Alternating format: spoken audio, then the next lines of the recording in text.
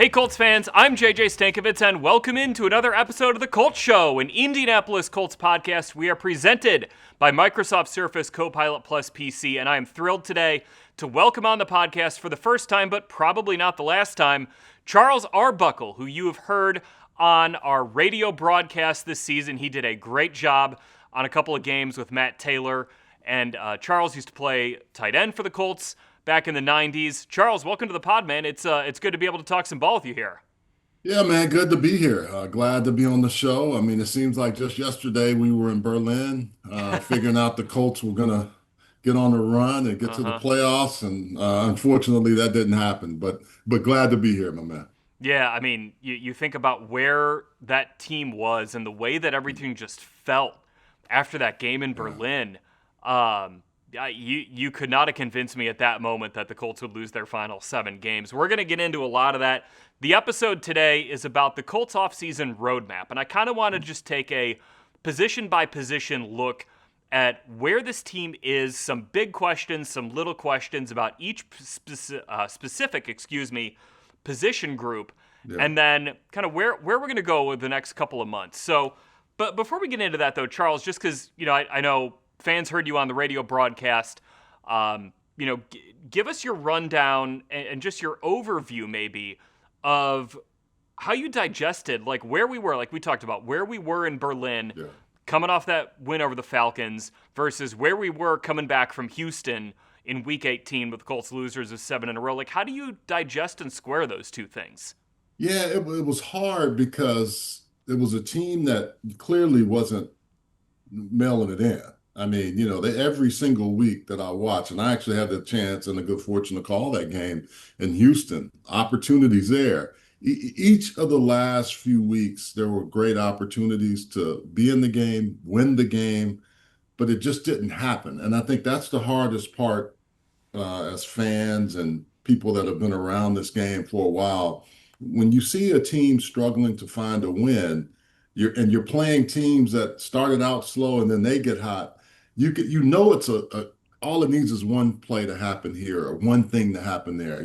I look back at Seattle because the last few games that I called was at Seattle and then also at Houston. And the Seattle game was just so interesting because Phillip Rivers had just come in and you didn't know what you're going to get out of him. But I thought he played as well as he could have played and the team had a chance. So that was the thing you kept looking at. And I think the turning point for me was the Pittsburgh game. I think the Pittsburgh game really showed a lot because it started to show some of the chinks in the armor and the things that the Colts were able to do the early part of the year, they weren't able to do. And that game kind of manifested itself. And then you saw all the things that started happening the wrong way for them. So I think, I look back at the season and say there's a lot of good that came out of it, but they all know to a man, I bet if you ask any of those guys, they left a lot on the table at the very end and just couldn't pull it through. I'm curious before we get into this, like as a former player, when you look back and you're like, God, we're just like a play away here, a play away there. How do you kind of think about that? Because like from my perspective as someone who didn't play, in the league, I look at that and I say, yeah, you were a player 2 away in a lot of these games, but like when it becomes so many games that you were a player 2 away, it's hard for me to really buy into that almost. Yeah. Because it was this kind of avalanche of games of those. Yeah, I mean, I think you're absolutely right. But the game of football is so funny how it can bounce. I mean, you think of teams that get on a hot streak. You have to use the momentum and use it correctly and then continue to stay there. But you also have to make plays. And I think that's the part for me. You saw opportunities for guys to make those plays and they didn't. And I think that's the part you have to address because momentum can go one way or the other. You can either have it on your side, but I always tell people momentum is not loyal. It picks you up. And so you have to find a way to seize whatever those opportunities are. And I don't think the Colts did a very good job of that late in the year. And contrast and compare that to a team like San Francisco. Think all the injuries San Francisco had and still were able to get into the playoffs. Now, they didn't make the run that I think they thought that they would, but you have to start as a player to say, okay, I can't use the injuries as an excuse, as a coaching staff, as an organization. I have to figure out a way, no matter how many guys go down, that we're still able to continue to get this done. And that's the thing. When you look back, it's a bottom line business. They didn't get to the playoffs, and that was the goal. And that was the thing that you always looked for to get a chance to get to the Lombardi Trophy. All right, as we kind of begin our offseason roadmap for the Colts, let's transition from what we were just talking about with injuries into the position that sustained the biggest injury for the Colts in 2025. That is quarterback. So for each of these, Charles, I want to run through them, and I just want to ask like one big question that we'll dig into, and then like one little question to kind of tack on at the end. So the big question is pretty obvious here, right? Yeah. Will Daniel Jones be back with this team in 2026? And I guess it's a two-part question because the will he part is tough to answer right now in mid-January. If Daniel Jones is back with the Colts in 2026 and beyond, what can the Colts expect out of him? So kind of a two-part question to kind of sink our teeth into there. Well, I mean, all indications say he'll be coming back if you sign him back. The one thing that you worry about with any kind of injury is how long will it take for him to be healthy. It seems like that's an opportunity for him to come back. Achilles injuries are a little bit finicky, but the thing is, seeing him in Houston, I know he's on his way back from a rehab perspective. He's excited about next year. The biggest piece for me, though, is how do you make sure you get him back to playing the way he was before they started having the issues at Pittsburgh, struggling at Atlanta, and then him ultimately getting hurt. I think those are the things that you have to look at because clearly he had played some of his best football since he had gotten to the league, and this was a perfect offense for him, and he was thriving in it. So you look at that and you say, yeah, we want to sign him. Can he be healthy? And then can he continue to create some of the magic that he did last year? So I looked at a couple of things to be like, okay, where can I dig into some numbers on Daniel to identify if what he did last year is sustainable or not? Because he had that great year in 2022 with the Giants, right? Where he got the contract extension out of it and then things fell flat. So here's one thing that I keyed on.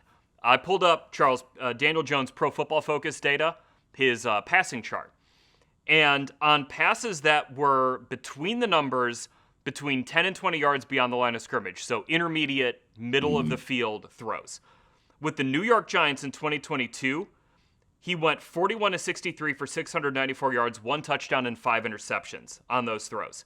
On those same throws in 2025, he went 34 or 47 for 569, 5 touchdowns, and 1 interception. So he literally flipped his touchdown to interception ratio on just those throws. Those oftentimes are some of the hardest throws a quarterback has to make, where you have to, and those are throws you make, Charles, right, where you're identifying the coverage pre-snap, you get back there, and you just can rip it.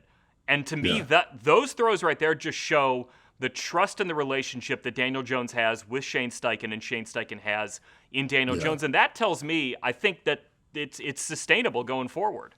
Well, I also think the one thing that PFF and anything else doesn't tell you who were the weapons with New York versus who are the weapons with the Colts. Right. Mind you. But I also do think the versatility and being able to find multiple people, having a tight end like Tyler Warren, and then Mo Alley Cox occasionally, having different people, Josh Downs in the middle of the field, or using Michael Pittman, and then Alec Pierce taking the top off of it. You had situations where I think watching Daniel's film in the past versus now, he was much more at ease at going to whoever was coming out of the backfield, mainly Jonathan Taylor, sometimes Amir Abdullah. And those are the things that you have to do at this level on second and long or third and long. And that allows you to find the big bodies in the middle and make sure you're throwing to the right people as opposed to the wrong people. And that's the thing I think that I look for from him moving forward. Knowing where first, second, check down, first, second, third, check down. Or they did a lot. What I like that they did is they would roll him sometimes and they'd have layered routes where you have one high, one medium, one low. And that gave him options of that. And then even a check down if he needed. So I think to your point, his ability to throw in the middle of the field and dissect it and not throw it into harm's way was what I think you can continue to manufacture. And I think when you look at this, they didn't have a whole year together. Now they have the whole offseason. You also can look back and say, he's had a chance to kind of mentally understand the offense and be around Phillip Rivers for a little bit, which never hurts. And Riley Leonard is playing better. So I think a lot of those things can play a role and factor in if Daniel Jones is back with the Colts next year. Yeah, I mean that's also where, Charles, you're talking about the stuff that the Colts got on the rolls. It's like when he had the fibula, it was harder to get him on those because when I Yeah, talked to Daniel about it after the season, he said like yeah, anytime I put force on it, whether he it was couldn't do it. accelerating or decelerating, it hurt, and Yeah, it limited him there before the Achilles even took him out for the year. All right, Daniel Jones though, I think you do what the Colts saw this year is you do need a backup there. yeah. The Colts did not have their ideal backup in place because of a freak accident that happened before they played the Cardinals with Anthony Richardson Sr. Yeah. Then the guy they thought was going to be his backup in the moment was Riley Leonard. Well, he pops up with a knee coming out of the Jags game, so the Colts then go get Phillip Rivers off the couch. Just this cascade of events Yeah. that led the Colts to Phillip Rivers. I guess the question I have is the Colts backup quarterback on their roster right now? And that could go a number of different ways here, right, Charles, between Riley Leonard or still potentially Anthony Richardson Sr. Yeah, I really think looking at how Riley played late in the year, even in that Jaguars game where, rain, everything Mm-hmm. else, in particular the Texans game, I think he showed that he can be a very, very strong backup. And I'll say this, the Texans weren't coming in, and especially in that first half, they weren't playing like a team that had already sold up everything and Mm-hmm. going to the playoffs. Their first unit comes after you as best as anybody. I think they feel like they've left a lot on the table this year because they didn't get deeper with Hunter and Anderson, yeah. Anderson, yeah, Uh-huh. all those guys on the front end. So I do think Riley Leonard really helped himself. And then Matt and I talked about it in that game that he played. The things that we saw in Cincinnati, the last preseason game, they just came to life in the game that he was playing. And you could tell he was more comfortable. But I'll say this to people, it didn't happen right before that game or before the Jaguars game. Every game this season, early in the game or early in the preseason or pre-game, Mm-hmm. he would go out with the offensive coordinator, he would go out with the other quarterbacks. And you could just tell, I'd just watch him throw, and I could see him getting more and more confidence. And the receivers weren't running on the air, he was just throwing to spots. But I watched that as much as I watched them in the warm-ups because that tells me, is the guy progressing or is he not? Anthony Richardson didn't have the chance to do that after he hurt his eye. Riley Leonard did, and it only helped his confidence and his experience. So I think you have the second guy on the roster. If Daniel's number one, then you have a number two now. I thought Riley, the way that he pushed the ball, felt almost like I don't remember him doing that a Yeah, ton. Granted, I wasn't like yeah, locked into Notre Dame's season last year, but like you did a yeah, lot of ACC games, yeah, with the ACC network. Like, was that something that even maybe took you aback a little bit? That I mean, think about that yeah, Cincinnati game, the yeah, touchdown he had to Treadwell. He yeah. was chucking it, and he was throwing it with some decent, velocity and arm talent. What was interesting is when I first saw him at Duke, I knew he was a heck of an athlete, heck of a basketball player, guy, really good point guard, could make all the throws, but he relied more on his athleticism when I saw him at Duke. When I saw him at Notre Dame, I could see him really learning to become a better quarterback with anticipation, but he still wasn't the guy that we saw at Cincinnati and then later in the year. It became more that he relied less on his athleticism and more on throwing the football and getting it out on timing. And what you saw with this offense with the Colts is when he was able to boot and get away from those speed ends and those guys for the Texans, it made it much easier. And I think that's where you use your athleticism. I've talked to enough quarterbacks to know that they always say, sometimes I have to slow myself down. I think Riley finally learned how to slow himself down this year as opposed to speeding up. And there's certain times you have to speed up, but when you're rolling out, how do you become more accurate with the throw? You don't have to, but just take your time. And I could see that in him, even on some of the checkdowns. And I think that's the part for me that I saw a major leap in his ability. I mean, that would be incredibly encouraging for the Colts if they found their backup quarterback in the sixth round of the 2025 NFL draft. It's hard to find a backup. I mean, Yeah, yeah, look around the league. How many teams have either succeeded with a backup or their season has gone off the rails? And yeah, if you got a good one, it really does matter in yeah, this league. yeah, All right, so that we're going position by position. We spent a lot of time on quarterback. Of course we did. yeah. It's the most important position. Let's move on to running back. Okay. And this is one where I'm really curious your analysis of this, because you did some games early in the season, you did some games late in the season. What can the Colts do to get Jonathan Taylor back to the production he had, or some level of the production he had in weeks 1 to 10 when he's averaging 116 yards a game, he's ripping off explosive runs all over the place, he's scoring a ton of touchdowns. Again, maybe not those same heights, those are hard to reach, but a version of that really you can build an offense around. Well, I think you also have to look at the competition. It got better. And when it did, it became a little bit tougher. And that's not all on Jonathan. It's sometimes off your offensive line, your tight end crew, and everybody else, and even the receivers. I think what you have to do is make sure you keep establishing Jonathan early in the game to let him get comfortable because he's a volume guy. He seems to just get better as the game goes on. And when the Colts were winning, he was averaging like 7.1 yards per carry in the second half versus what he was doing in the first half. And I think you have to put him in that position. If it's not running the ball, it's still getting him out in space and throwing him the football, which I thought they did a lot better job of, or maybe more screens with him, maybe things to just get him touches early so he gets comfortable and it opens up some things on the inside.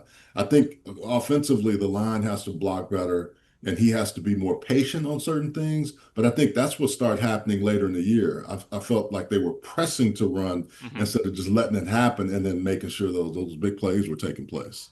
I thought a couple of things are interesting that I looked up here, Charles. In weeks 1 through 10, he saw a 7-man box, so just your standard box on about 35% of his rushes, I think it was. In weeks 12 through 18, that bumped up all the way to 48.5%. His yards per carry against just standard boxes dropped from 7.4 to 3.6, so it was halved. And then when he faced loaded boxes, which actually JT in his career has been pretty good. If you load the box, that's when you see a lot of those explosives. He had 2 explosive runs against loaded boxes in the second half of the season. He had 3 against the Falcons alone in week 10. So, I mean, there's a lot that I want to dig into there this offseason, but those are just some things that I look at and I'm like, why couldn't the Colts run it as well against just your standard 7-man box? And then what was leading into some of the lack of explosives when teams did load it, because that's kind of where he became the home run hitter in games past. Anytime you watch film, you would see early in the year, everybody locked up, then he was able to get some space. You don't need a whole lot for him. Second half of the year, it was always one guy coming free, slow him down where he really couldn't get moving, or it would be 2 guys already there waiting on him. And defensive coordinators are smart. They know that, hey, we got to take away 28. No matter what happens, we need to take him out of the game. So that's why I say sometimes early on, even in the 7-man box, you may have to say, let's get him out in space quick, like a short throw, which becomes a long handoff. It counts in the pass game, but it's still something to get him involved, keep him involved. And I think also, too, some of the injuries on the offensive line, that didn't help. There's just a lot of factors. I think you're going to see more, 12 personnel where you have 2 tight ends, where Tyler Warren will play a role now that he's had his first year and it's been off the chart for him. Mo Alley Cox, Drew Ogletree got hurt, who was a key weapon, I thought, for them in the run game more so than the pass game. But I think some of those things factored in later in the year. And teams just started saying, look, we're going to take 28 away and you have to beat us. And then when Daniel couldn't move and get out of the pocket, which he was able to do some of those games that we saw earlier, it made it much easier, especially when Phillip Rivers got there. You knew he wasn't going to run and there weren't going to be many RPOs. So those are the things I think that factored in later in the year as well. Let's since this is a roadmap, let's blow past our next stop here, which would be at wide receiver, because you brought up 12 personnel. And the Colts last year, they played a little bit more 12 personnel. So that's 2 tight ends on the field, right? 2 tight ends, 1 running back. They played 26% of their offensive snaps in 12 last year. That was up from 22% over the first 2 years of Shane Steichen's time with the Colts. The Colts last year led the NFL in EPA per play out of 12 personnel. Yep. And I kept saying that, JJ. I knew that stat. But I also knew when you have a versatile guy like Tyler Warren, he gives you a big receiver and a smaller offensive lineman. He can Hmm. be a running back for you. He can be that Bob blocker, back on backer. He can do so many things, and I think that's the versatility of why you can go 12 with him. But you also had the P's, and you have Michael Pittman Jr., who was had been the guy, now became Alec Pierce, and then you have Josh Downs. I think you'll still see if you see 25 to 30% of 12 personnel. It wouldn't shock me with this offense because I think Shane and his offensive staff like to use the tight ends. Hmm. They also love using their receivers, but the tight end versatility is something that he's done at Philadelphia.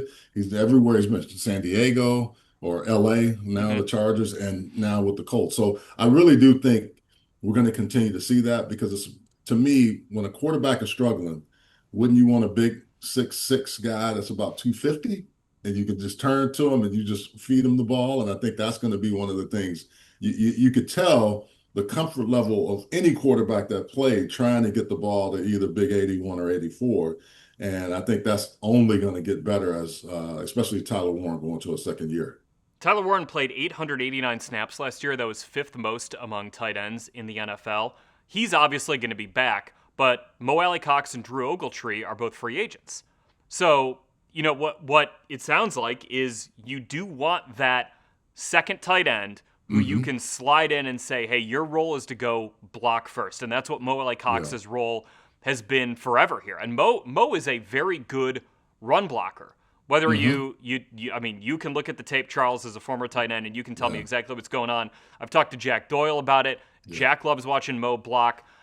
His Pro Football Focus grades, if you don't want to trust people who played the position, his PFF grades are pretty high. He's a guy who has just been really solid at that specific thing. And I think, yeah, there's a world where you do want to bring back Mo or someone who can Yeah. fill that role because it was so important to how this offense operated early in the season.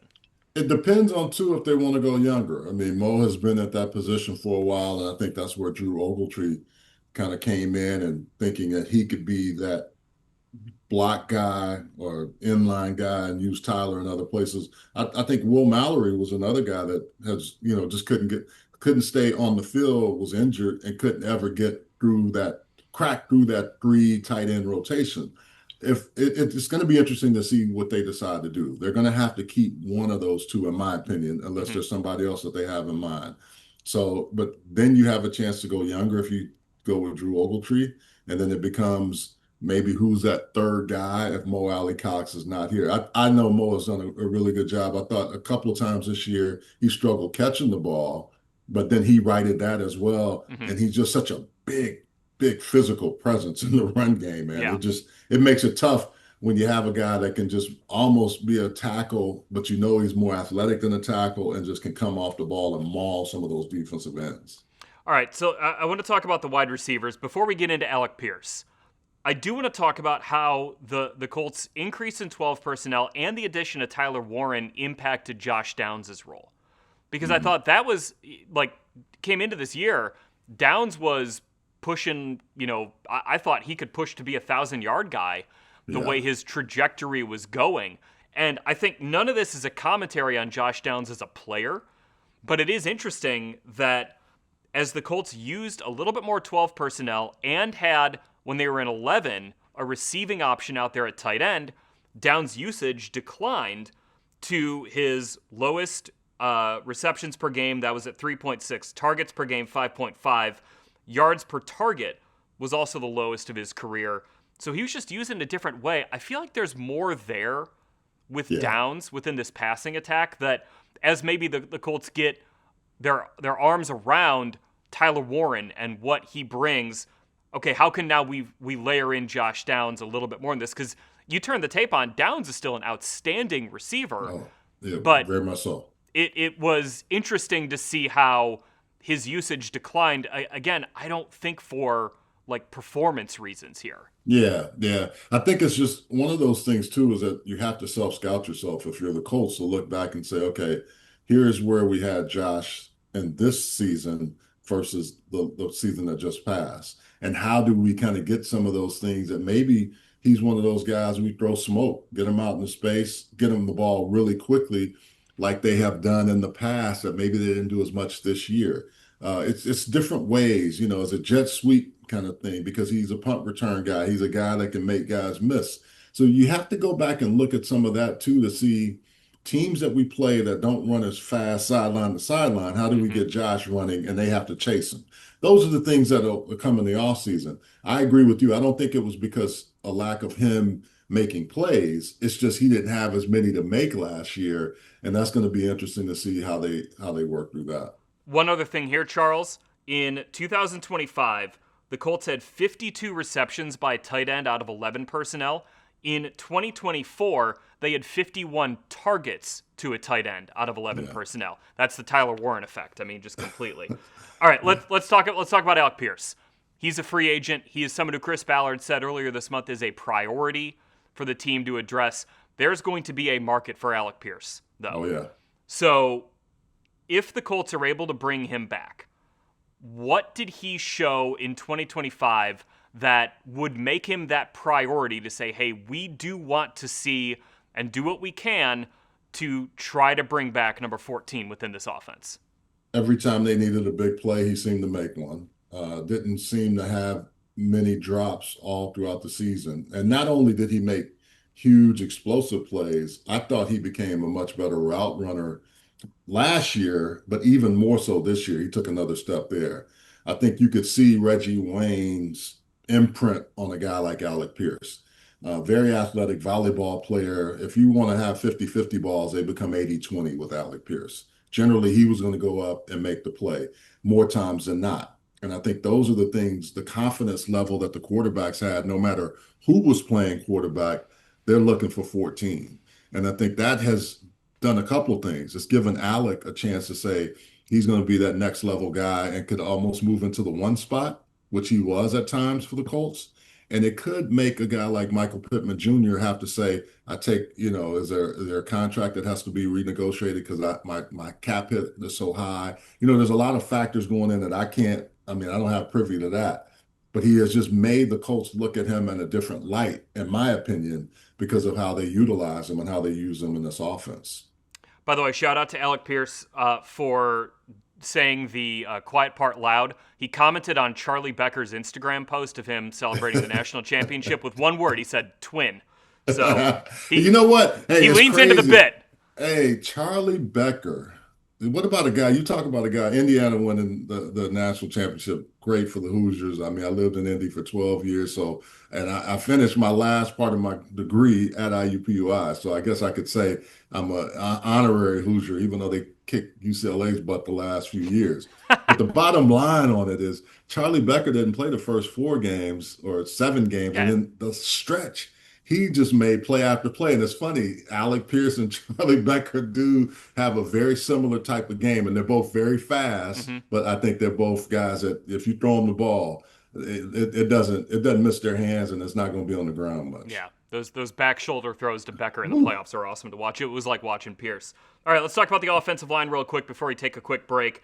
How do you think things shake out on the right side? I think you can look at Yeah, Bernard Ryman, Quentin Nelson, Tanner Bortolini. Those yeah, 3 guys are going to be in there. But the right side, there are some questions there with Matt yeah, Gonzalez at right guard, Braden Smith hitting free agency. Does Gonzalez kick out? Do you go with Jalen Travis? yeah. What do you see as a potential roadmap for the Colts on the right side of their offensive line? I was pretty impressed with Jalen Travis in the limited time that I got to see him this year. I thought he played pretty well against some really tough competition as well because he was thrown into the fire. I know Matt Gonzalez, is a really key important point and has played tackle. But if you want to keep him at guard, keep the synergy there, you just bump Jalen Travis up to the starting position. And you're going to always at offensive line, you're going to always have to look and say, okay, we got to have a guy that can play multiple positions. Who do they bring in free agency wise? And then also who's going to be our backup, true backup at guard or center. And I think those are the things that is going to be interesting to see how the Colts play that out. But I thought Jalen Travis gave a great account of himself for a rookie to come in some situations where he was playing against some really good competition. Not saying he played perfect, but I'll say this. he wasn't a guy that I was looking at by the end of the game to say, you were awful and you didn't give us anything to play if I'm an offensive line coach. And that's just a testament to being ready, but also being in position and knowing when your number's called, you have to perform.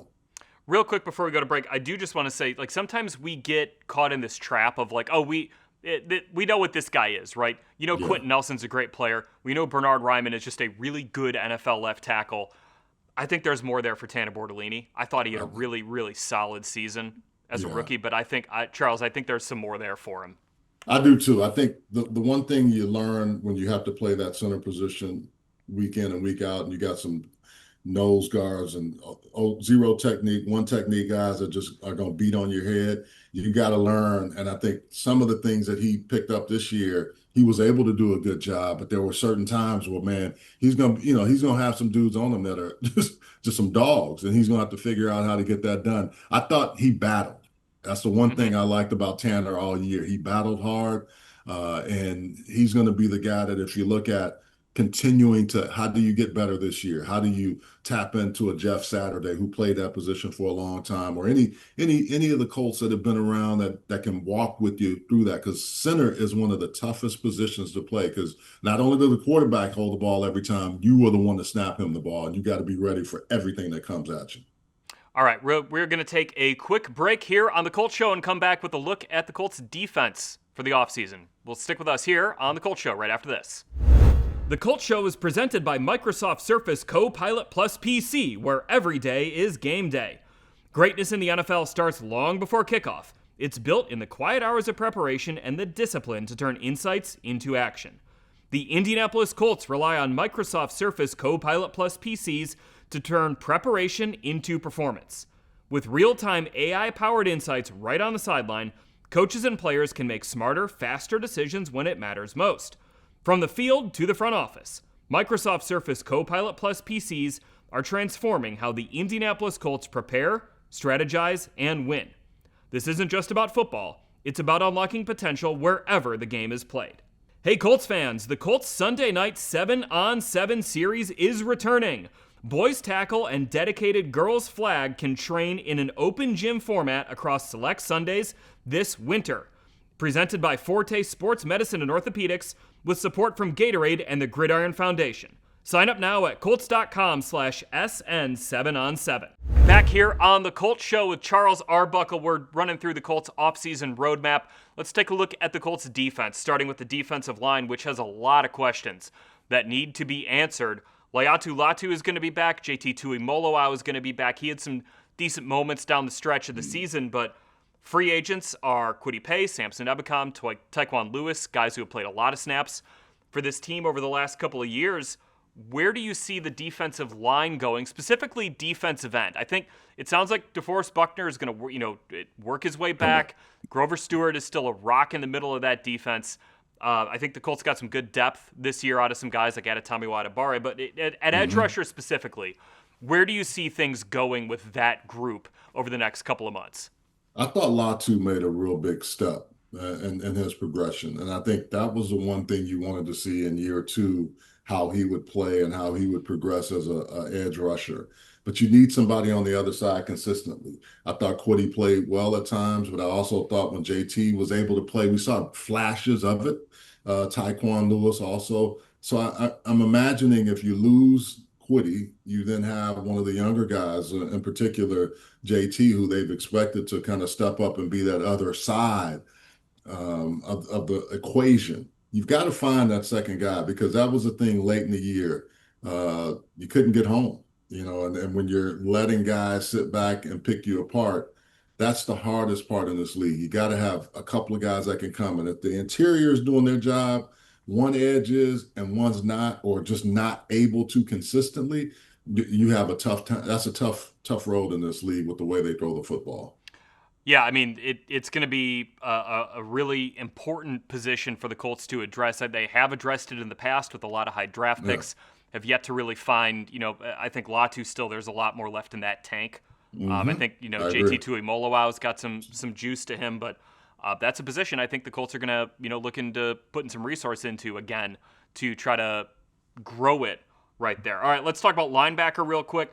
I thought it was interesting when Chris Ballard was asked about linebacker specifically during his postseason press conference. He talked about how the whole defense needs to get faster, but that's a position where, Jermaine Pratt is set to be a free agent.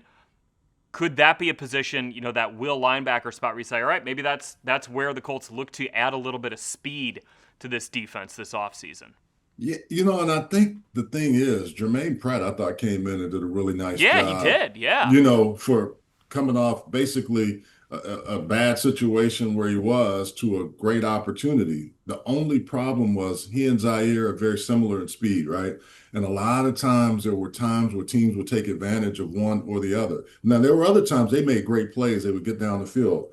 But if you have a guy that sometimes that you could come in and be that third wheel or the third part of the guy and you can use him, especially in situations in passing with the tight end play that we saw late in the year and sometimes even earlier in the year. I think that's what I see. If Jermaine decides to leave, he gave a great account of himself, but they're going to have to make sure they find somebody that either can play 2 downs or all 3 downs and does have the speed that I think Chris Ballard is talking about. I'll be interested to see if Jalen Carlisle can carve out a bigger role. He missed all of it. Wasn't just training camp and the start of the season. He missed all of OTAs too. Yeah. So he's a guy who, maybe if he gets a full healthy offseason, he could carve out more of a role within this Colts defense. I think it would be unfair.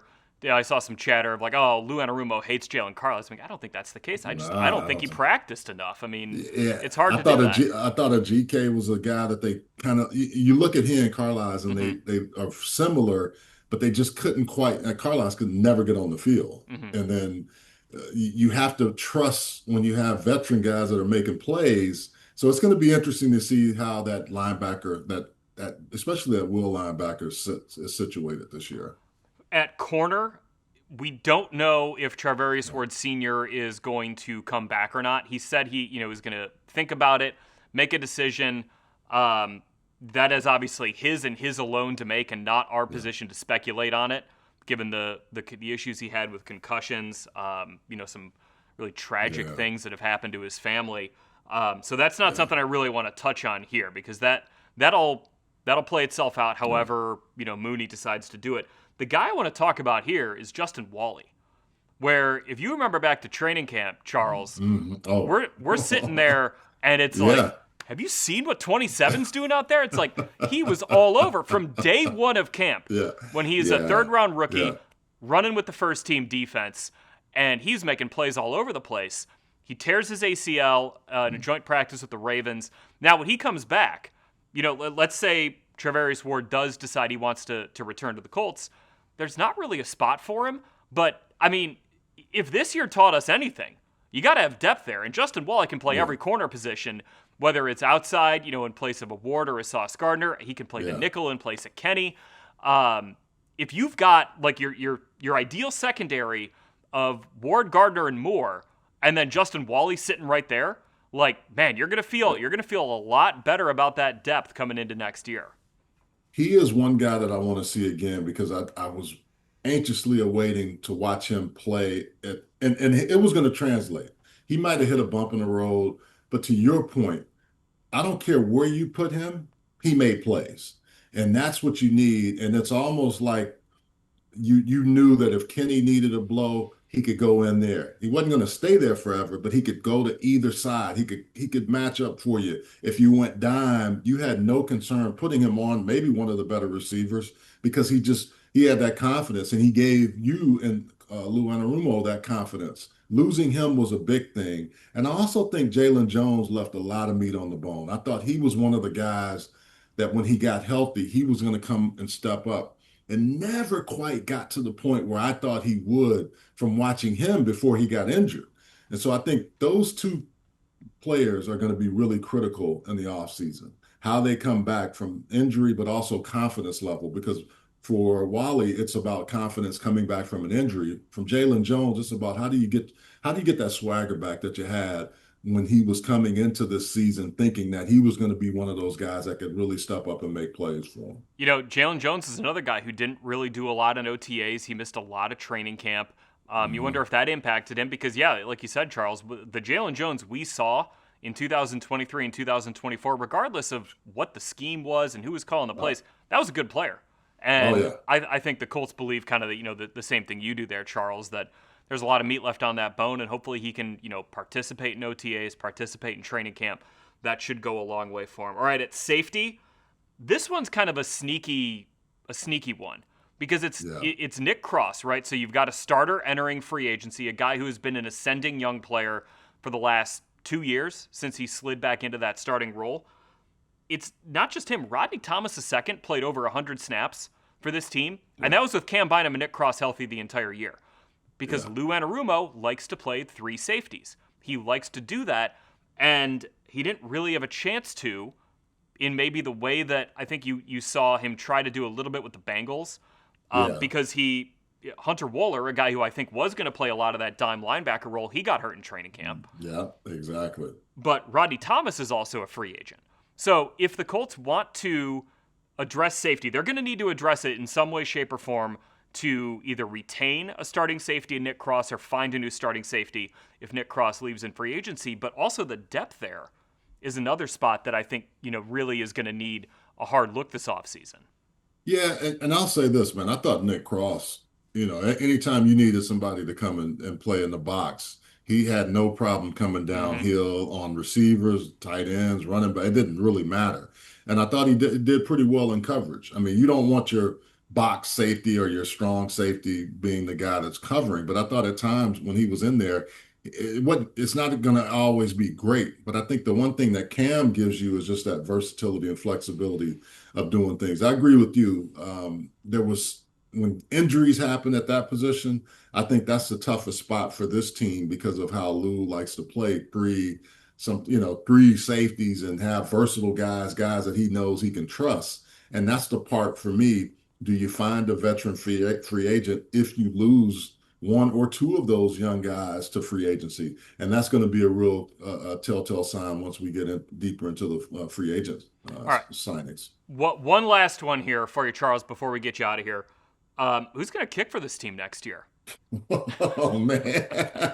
You got some good options. options. Well, that's what I'm saying. The injuries have shown you that you gave guys other opportunities, and now you got some really, I think that to me is one area you shouldn't be too concerned about. Like, right? You have options. You got to figure it out, but yeah. Yeah, you got to figure it out. That's going to be interesting. I hadn't thought about it much, but I'm excited to say that they at least have options where in the past sometimes I didn't always have. Yeah. Between Spencer Schrader and Blake Grupe last year, Charles, they went 24 of 25 on field goals and made every single PAT attempt between those two guys. Yeah. Those are who you're probably, okay, we're going to keep Spencer. Yeah. How's his recovery from his knee injury? Yeah. Do we get Blake back here? That's going to be an interesting one. But again, two really good options. Spencer Schrader is an immensely talented kicker. Blake Grupe locked into something that I think he always believed was there. You were in Seattle. I mean, holy. Oh, just I know. Unbelievable that kick he made there. One of the hardest places to play, the wind, whatever the wind is there, the crowd, and he iced it. So I think what you have is a good training camp battle. And normally you don't like to talk about kicker battles, but I think if Schrader is healthy and Grupe is there, I think that's going to be a dogfight in training camp. Woo. Yeah. I mean, I've been through kicker battles where I don't know if the team had a kicker. I used to cover the Bears. But for the Colts here, they've got two guys, depending on who they want to retain and what that looks like, who, again, are really good options there. So no matter which direction the Colts go with it, Charles, I think I feel good about who the Colts kicker is going to be next year, regardless of who it is. Yeah, I think you're right. I think, the stats say it all. When you're able to have guys that can make kicks and long kicks, you need that in this new NFL. And I think that's exciting to at least have the capability of hitting 60, if not more, because a couple of times it looked like Grupe could have went from 65 and it would have been good. Yeah. All right. Well, we're going to get you out of here on that, Charles. It has been a blast talking ball with you. We will do this again soon. maybe when we get around free agency and or the NFL draft, because your insight was outstanding. I really like this conversation. We are going to be back next week with a new episode of the Colts Show, wherever you get your podcasts, on YouTube, on Apple Podcast, on Spotify. Give us a 5-star review, subscribe to us while you are there. That's going to do it for this episode of the Colts Show, presented by Microsoft Surface Copilot Plus PC. Thanks again to Charles Arbuckle for joining me on the pod this week. Talk to you next week. So long.